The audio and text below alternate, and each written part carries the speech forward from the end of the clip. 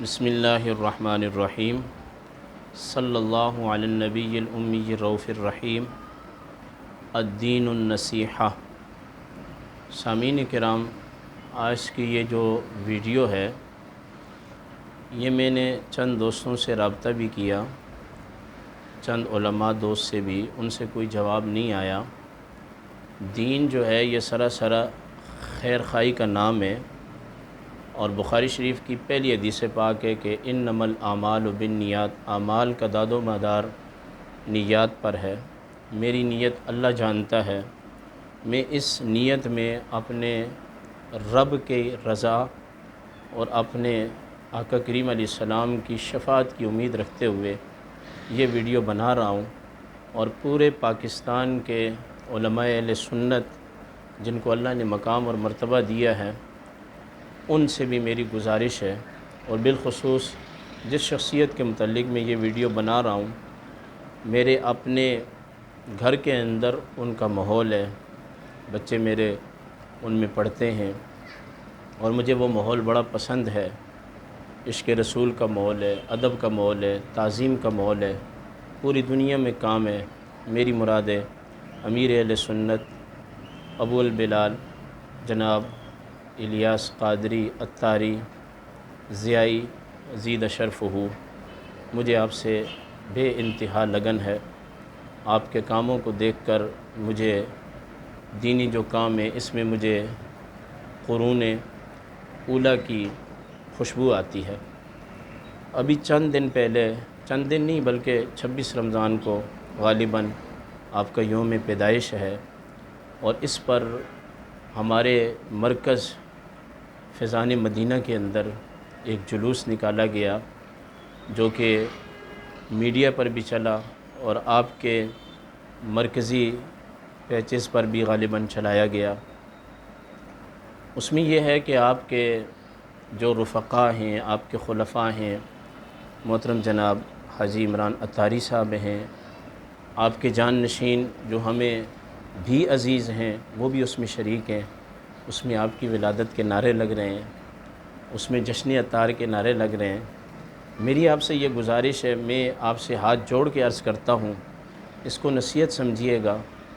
سرکار دو عالم صلی اللہ علیہ وسلم کی ذات اقدس کے بعد کسی کی میلاد کا ولادت کا جشن اگر اس طرح منایا گیا تو میرے آقا علیہ السلام کی میلاد پاک کا تقدس باقی نہیں رہے گا، وہ ہیبت باقی نہیں رہے گی، وہ جلال باقی نہیں رہے گا۔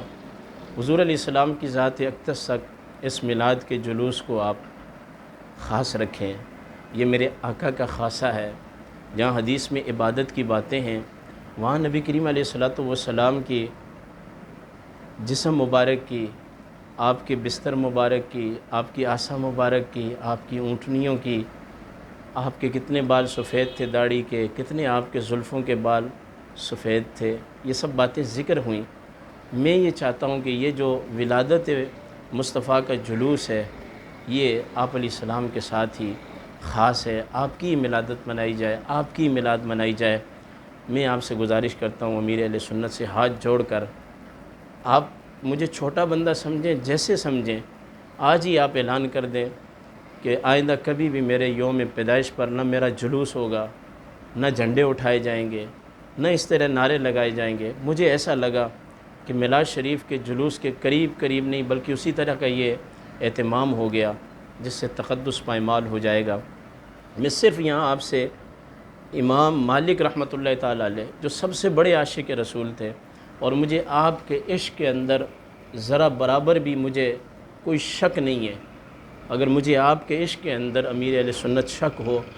تو مجھے ایمان کی موت نصیب نہ ہو، اس سے بڑی کوئی بات نہیں ہے۔ جب بیت اللہ شریف کئی بار تعمیر کیا گیا اور پھر حضرت عبداللہ ابن زبیر نے اس کو بنایا تو اس کے دو دروازے رکھے، ایک داخل ہونے کا، ایک خارج ہونے کا، نکلنے کا اور آنے کا، اور ایک عتیم کعبہ، اس کو بھی بیت اللہ میں داخل کر کے بنا دیا گیا۔ بعد میں جو ہے عبد الملک بن مروان نے اس کو قریش کی بنا پر بنایا۔ جب خلیفہ ہارون رشید کا زمانہ آیا اس نے یہ چاہا کہ میں بیت اللہ کو دوبارہ شہید کر کے تعمیر کروں، جس طرح نبی کریم علیہ السلام چاہتے تھے کہ ابراہیم علیہ السلام کی بنا پر اس کے 2 دروازے ہونے چاہیے، اور ایک نکلنے کا ایک آنے کا، اور حتیم کعبہ بھی اس کے اندر داخل ہونا چاہیے، جو اس وقت قریش نے حلال مال کی کمی کی وجہ سے باہر کر دیا تھا۔ امام مالک کے الفاظ یہ ہیں، آپ نے خلیفہ ہارون رشید سے یہ کہا، میں تمہیں اللہ کی قسم دیتا ہوں کہ اب اس بیت اللہ کو باقی رہنے دو، اب اس کو منہدم کر کے دوبارہ رسول اللہ کے منشا پر بھی اس کو تعمیر نہ کرو، ورنہ اس کی ہیبت بھی ختم ہو جائے گی، اس کا رعب بھی ختم ہو جائے گا، اس کا دبدبہ بھی ختم ہو جائے گا۔ وہ دن آج کا دن ہے کہ امام مالک نے جب سے خلیفہ ہارون رشید کو قسم دی ہے، اس کے بعد بیت اللہ کبھی شہید بھی نہیں ہوا، کبھی تعمیر بھی نہیں ہوا۔ اسی بنا پر بیت اللہ کے تزئین و آرائش تو ہوتی ہے، غلاف کعبہ تو چڑھایا جاتا ہے، مگر نہیں۔ اور امام مالک یہ چاہتے تھے کہیں ایسا نہ ہو کہ یہ سلسلہ جاری ہو، ہر بادشاہ آئے وہ اپنی انشا کے مطابق بیت اللہ کو شہید کرے، پھر بنائے، پھر شہید کرے، پھر بنائے، اس کا تقدس باقی نہیں رہے گا، اس کا رعب اور دبدبہ باقی نہیں رہے گا۔ میں آپ سے امیر اہل سنت ابو البلال حضرت الیاس قادری صاحب زیدہ شرف ہو، میں آپ سے بہت پیار کرتا ہوں۔ میں آپ کو امام مالک رحمۃ اللہ تعالیٰ علیہ کی وہی قسم دیتا ہوں، امام مالک نے جو قسم خلیفہ ہارون رشید کو دی تھی، میں آپ کو قسم دے کے کہتا ہوں کہ آپ کی یہ جو ولادت پر جلوس نکالا گیا ہے، آپ اس سے برات کا اعلان کریں، اور حاجی عبدالحبیب صاحب کو اور حاجی عمران اتاری صاحب،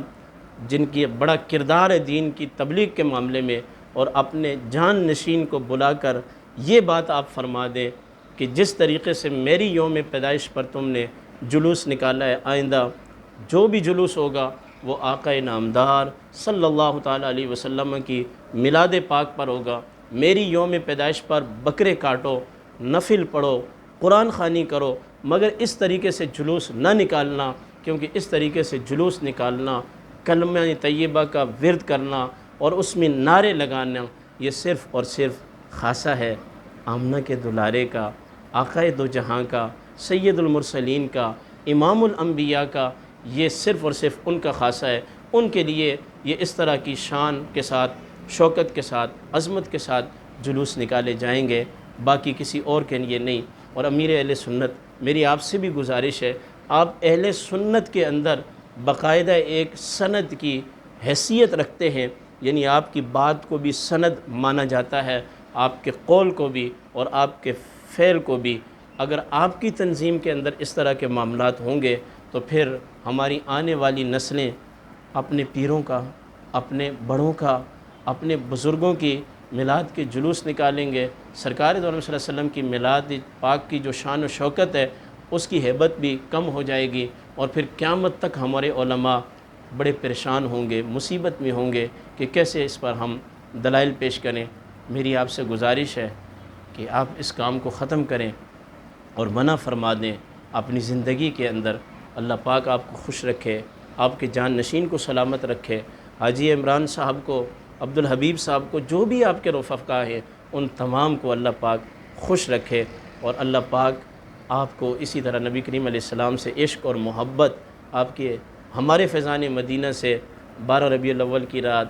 22 جمادی الثانی کو، اور اسی طرح 22 رجب کو، اور اسی طرح 18 ذی الحج کو، اور اسی طرح جو ہے دیگر